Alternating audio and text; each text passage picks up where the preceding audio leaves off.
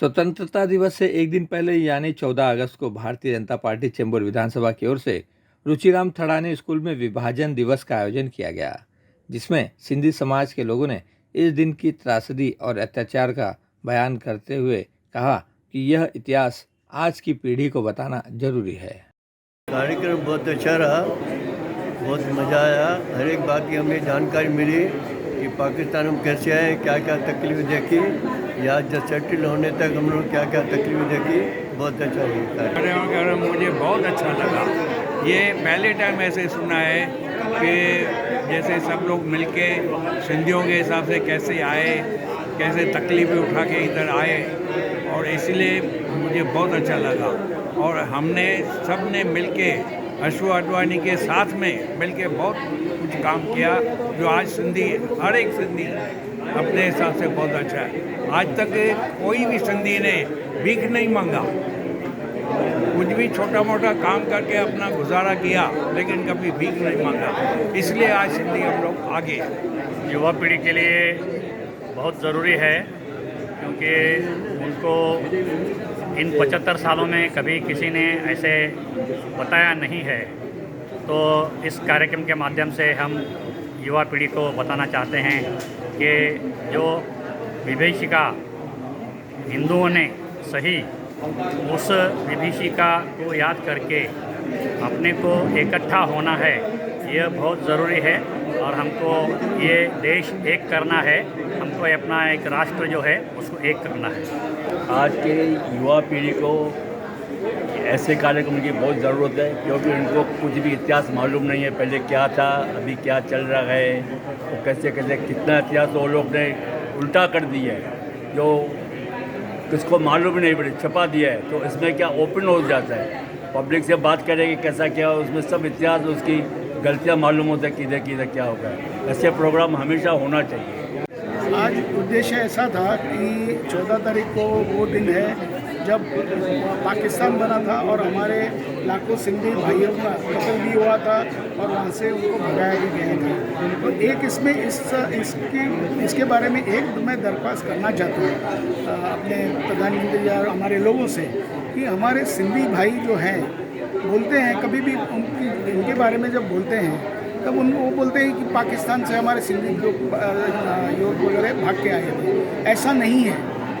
पाकिस्तान और हिंदुस्तान एक ही था उस टाइम पे, वो हिंदुस्तान में ही थे।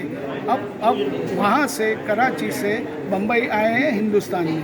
वो कभी भी हिंदुस्तानी थे और उनका उच्चार ऐसा होना चाहिए कि हिंदुस्तान से वहाँ से विस्थापित होके कराची में कराची में विस्थापित होके मुंबई आए हैं हिंदुस्तान में। तो उनका उल्लेख कभी भी पाकिस्तान से आया हुआ न करें, उनका उल्लेख वही करें जो हिंदुस्तान से कराची में से हिंदुस्तान में से विस्थापित होके यहाँ मुंबई पे आए हैं। ये मेरी विनम्र दरख्वास्त है। आज का जो दिन है स्मृति दिवस, ये बहुत दुखद दिवस है। ये सिंधी लोगों के लिए बहुत दुखद दिवस है। 14 अगस्त को हमको पाकिस्तान से निकाला गया जबरदस्त पाकिस्तान से। और जब वो पाकिस्तान विभाजन हुआ था, पाकिस्तान आज़ाद हुआ था, तो जब विभाजन हुआ था तो हमको वहाँ से वही सिंधी लोगों को सिंध से निकाला गया, ये हमारी ज़मीन है। और उसके लिए उन्होंने अत्याचार किए, इतने अत्याचार किए कि उनका कुछ हम शब्दों में बयान ही नहीं कर सकते। जो ट्रेन आई थी, पूरे कटी हुई ट्रेन आई थी पाकिस्तान से हिंदुस्तान, पूरे एक भी आदमी जिंदा नहीं था जो ट्रेन पाकिस्तान से की। ऐसी कई ट्रेनें आई। नहीं, आज जो ये फंक्शन हुआ आपके 74 साल के बाद, वो भी हमारे मोदी जी इन्होंने आह्वान किया। आज फर्स्ट टाइम 74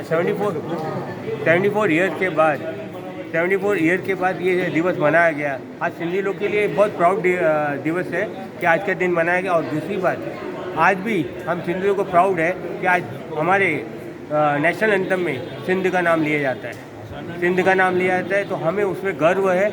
थैंक यू। सबसे पहले तो हम आदरणीय प्रधानमंत्री जी का शुक्रिया अदा करते हैं कि जिन्होंने ये 14 तारीख का जो दिन ढूंढा उन्होंने, तो उनको आज ये पता है कि जिन लोगों की क्या दिशा हुई थी, क्या दुर्दशा हुई थी, उन लोगों ने कितना अपने आप को परेशानी में डाला था। जिस समय जो विभाजन हुआ था, मैं समझता हूँ वो आज वो आज जो अगर दर्द की कहानी हम अगर किसी से सुनते हैं या किसी को सुनाते हैं तो उनकी आंखों में आंसू आ जाता है। मुझे याद है हमारे पिताजी माताजी हमको बताते थे कि जब हम लोग वहाँ से निकले तभी कराची से बंदरगाह मुंबई बंदरगाह था, तभी मुंबई वो कराची में ही रहता था, साथ में था, सिंध में ही था। उस समय उनके पूरे लूट लिए, सोना वोना जितने थे सब लूट लिए उन लोगों ने। और यहाँ पर कल्याण में कैंप थी, अकबर कैंप तभी बताया जाता था। उस समय अकबर कैंप में वो लोग रहे, उनको न कोई खाने का व्यवस्था, न कोई रहने की व्यवस्था, न कोई सोने की व्यवस्था, बरोबर कुछ भी नहीं था। लेकिन फिर भी एक सिंधी माइनॉरिटी के अंदर उन लोगों ने अपना खून पसीने से अपनी मेहनत करके आज इस देश के अंदर अपना नाम बनाया है। और सबसे बड़ी चीज़ ये है कि मैं आज आपको एक बात याद दिलाना चाहता हूँ कि जहाँ 135 करोड़ के देश हैं उसमें सबसे कम में कम माइनॉरिटी अगर बोला जाए तो सिंधी कम्युनिटी है। मैं समझता हूँ 101 करोड़ भी हमारी पूरी आबादी नहीं होगी, लेकिन उसके बावजूद भी हम लोगों ने कभी सरकार से सहायता नहीं ली है। सरकार से कोई ये जो आज की तारीख में सबको वह अपेक्षा तो हम करते ही नहीं थे, लेकिन अब समय थोड़ा परिवर्तन आ गया है। तो हम चाहते हैं कि 1% माइनॉरिटी को आप दूर करके जो 35-30% जो लोग हैं उनको इतनी सुरक्षा क्यों दे रहे हैं आप, उनको इतनी सहूलतें क्यों दे रहे हैं आप। तो आप लोग हमारे तरफ से भी इस चीज़ का ध्यान दीजिए। ज़रूरी नहीं है कि सिंधी सब पैसे वाले हैं, सिंधी लोग भी बेचारे मिडल भी हैं, गरीब भी हैं, लेकिन रिचेस तो हैं ही। उनकी बोलिए जो मोदी ने ये 75 साल के बाद ये नया जो प्रोग्राम शुरू किया है, इसके लिए मैं अपने आप को गौरव महसूस कर रहा हूँ। क्योंकि जब भी मैं छोटा था तो मेरी नानी बताती थी कि ना हम लोग कितनी तकलीफ़ से ना जब ये विभाजन हुआ था तो किस तरह से यहाँ पर आए। यहाँ पर आके मेरे पिताजी ने ना ट्रेन में गोलियाँ बेच की, पर हम लोग सिंधी लोग ने ना किसके आगे भीख नहीं मांगी। अपने बलबूते पे है ना हम लोग है ना आगे बढ़ते गए, आगे बढ़ते गए।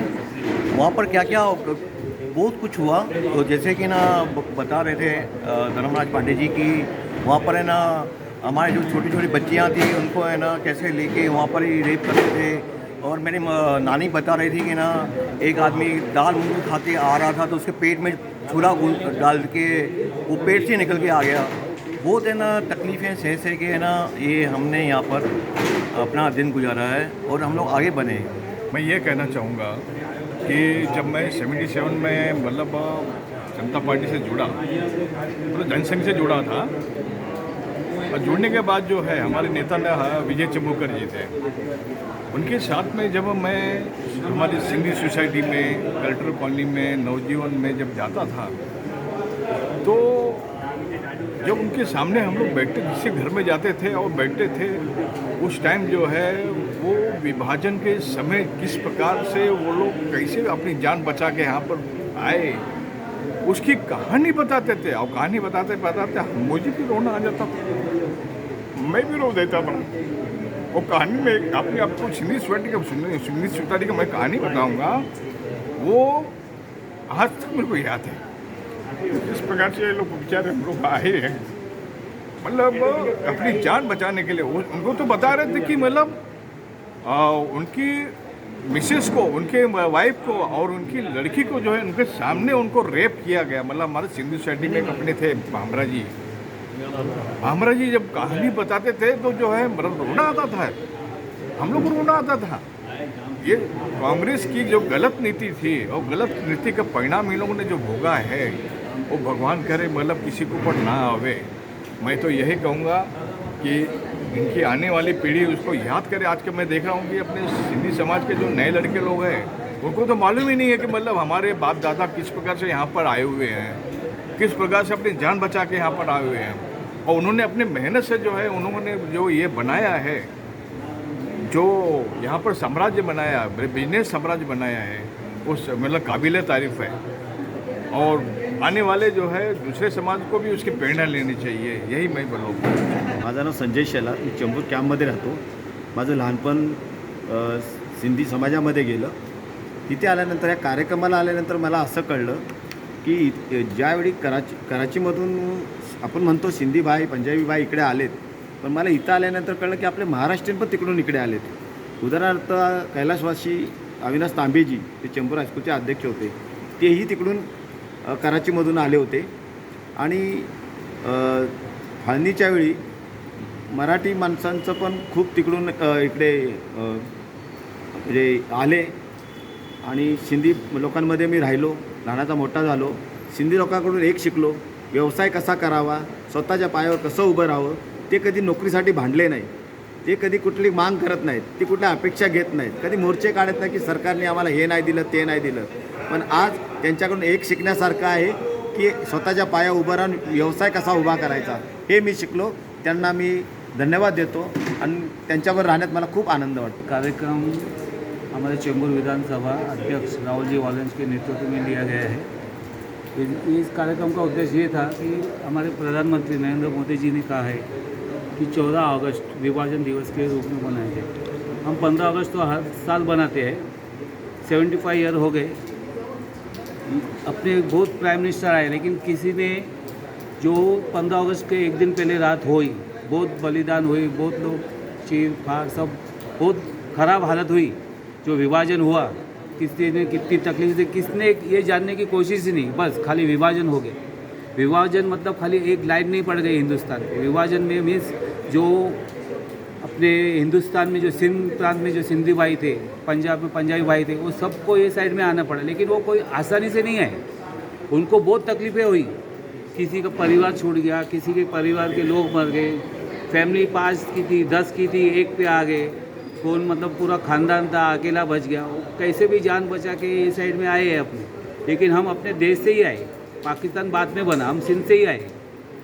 सिंध से और राजस्थान गए, कौन गुजरात गए, कौन महाराष्ट्र में है. महाराष्ट्र में हमारे पूर्वज शिप में आए, भावचे धक्का में शिप उतरी थी, हम उधर से इधर आए. तो इसका ये था कि भाई जब हम महाराष्ट्र में आए, सबको मालूम है सिंधी भाई सब बोलते पाकिस्तान से आए, इधर से आए, उधर से, लेकिन कैसे आए किसको कुछ मालूम नहीं. तो ये दिवस का मनाने का ये मतलब था कि जो हमारे इधर साथ में रहते हैं, जिनके साथ हम बचपन बिताए, कि उनको भी पता चले कि भाई जब हमारे लोग दूसरे साइड से आए हैं तो क्या तकलीफ़ें थी, क्या थी.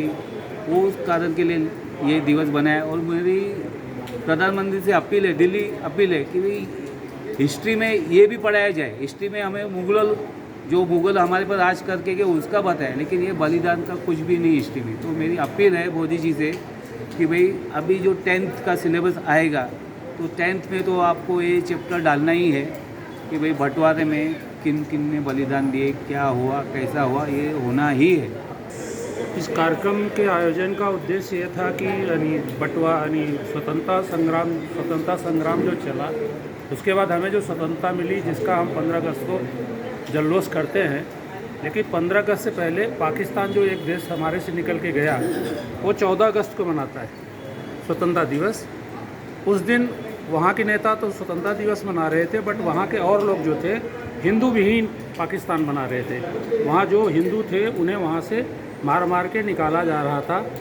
तो उस 14 अगस्त 1947 को हमारे देश के प्रधानमंत्री जी ने विभाजन विभीषिका दिवस के रूप में मनाने के लिए जो कहा गया, उसके पीछे एक ही जो मतलब हमें समझ में आ रहा है कि विभाजन के एक दिन पहले जो हमारा ही समाज वहाँ पे जिन्होंने जो संघर्ष देखा, जो कष्ट झेला और जो उनके साथ यातनाएं हुई, उन सबको यहाँ जो आए हैं उनकी तीसरी पीढ़ी तक ये बात पहुँचे कि हमारे पूर्वज जो वहाँ से आए, यहाँ कमा करके धीरे धीरे खड़े हो गए अपने पाँव पे, लेकिन वहाँ से आने के समय उन्हें जो कष्ट मिला था, वहाँ के लोगों ने, पर्टिकुलर जिस कम्युनिटी ने उन्हें तकलीफ़ दी थी, वो तीसरी पीढ़ी को भी मालूम होना चाहिए. और ये समाज जिन्होंने इस चीज़ को भुगता है, वो कहीं भाईचारे की ट्रैप में न फंसे, क्योंकि तीसरी पीढ़ी वो चीज़ याद नहीं है.